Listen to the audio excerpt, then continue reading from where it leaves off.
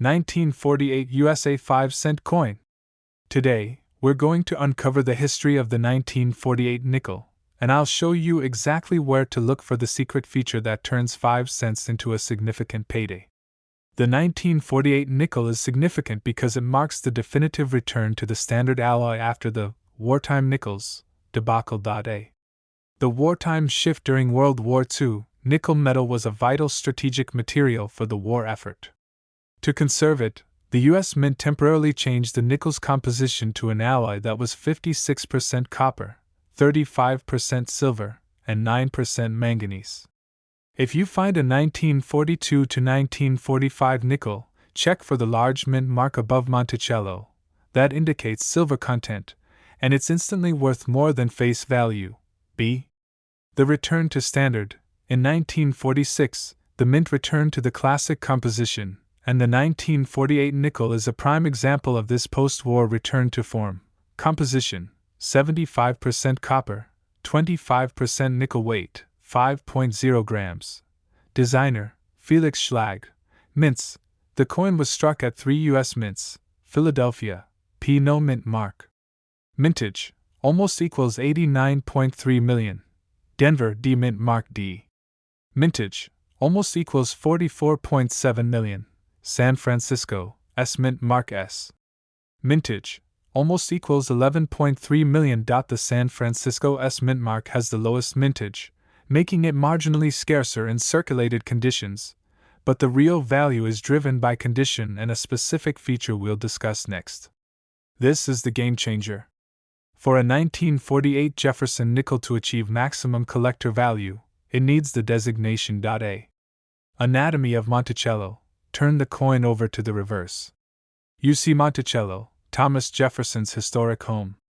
At the bottom of the structure, there are a series of steps leading up to the entrance. The design contains a series of horizontal steps, to be designated full steps. A coin must show 5 or 6 distinct, unbroken, sharp steps leading up to the portico of Monticello, because the minting process for nickels was often poor, resulting in weak strikes.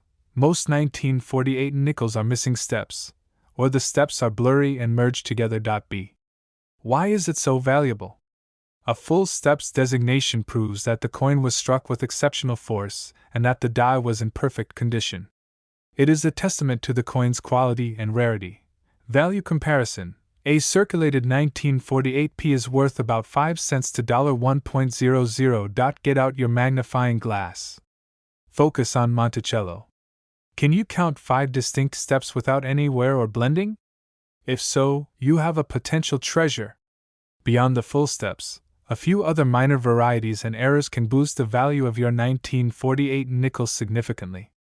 These are the result of minor accidents or flaws in the minting process. Point 1.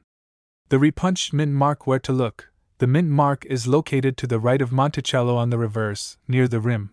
What it is: an RPM happens when the mint worker had to punch the mint mark into the die more than once, with the second punch slightly misaligned. Value: you'll see a faint, ghost, or doubling of the D or S.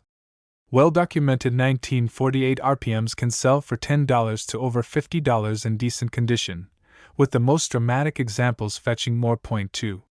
The double die obverse. Where to look? On the obverse, particularly on his eye ear, or the letters in Liberty. What it is: double dies occur when the die itself is mistakenly created with overlapping images. Value: if you see clear doubling under magnification, you have a coin that is highly desirable. Double die varieties can be worth $25 to over $100 depending on the severity and grade. Point 3.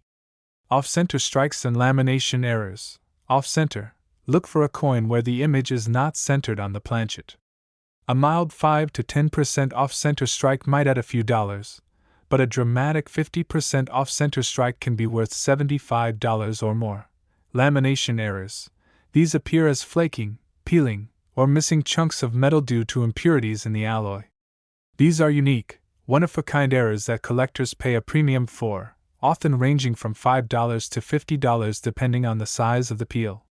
So, you've found a 1948 nickel. How do you determine its final value? It comes down to professional grading. The value scale we use is the Sheldon scale. From P1 to MS70 circulated grades, these coins are very common. Their value is generally 5 cents to $1, unless they show a strong error like a significant repunched mint mark. Mint state, these are clean, uncirculated coins that still have some luster. They are typically valued between $2 and $6. Gem mint state. This is where the money is made. These coins are virtually flawless, with strong luster and a sharp strike. A regular MS67 1948D can sell for $200, $300. The ultimate rarity, this is the pinnacle. The combination of perfect condition and the rare full steps feature makes these coins exceedingly scarce and worth the multi-thousand-dollar prices we mentioned. Do not clean your coin. Cleaning permanently damages the surface and will significantly decrease its numismatic value. Leave the dirt and patina for the professional graders. The 1948 Jefferson Nickel is a fascinating slice of post-war American history. It's not a silver coin, but its value is purely based on the quality of its strike.so. The next time you get a nickel and change, stop and flip it over. Look for the year 1948. Then, grab your magnifying glass and check for those 5 distinct, beautiful steps on Monticello. You might just have a valuable piece of history on your hands. Have you ever found a valuable Jefferson nickel? Did you know about the full steps secret? Let me know your best coin find in the comments below.